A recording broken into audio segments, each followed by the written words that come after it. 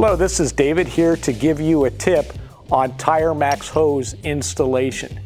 The TIREMAAX tire hose is the external portion of our system, and it is exceedingly important that these are installed correctly to ensure that air passes properly and is not leaking from the hose at any point. On the side of the hose that contains the fitting, which is a knurled fitting, this actually threads into the side of the cap, and there'll be a little bit of pressure when you install this on the cap. So you have to push just a little bit until the threads engage.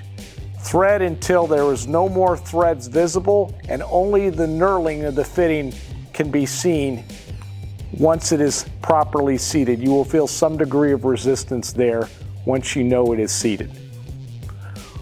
On the valve end, this is the end that threads into the tire valve itself.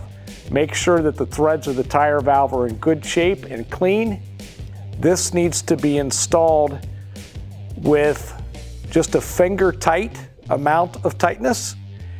After that finger tightness is achieved, a half turn with the wrench will get the seating of the seal inside this so that air will pass through the hose with no leaks taking place at this joint.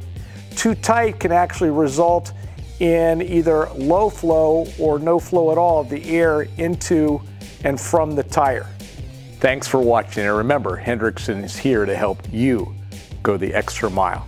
See you in the field. For additional information, you can access our website at www.hendrickson-intl.com.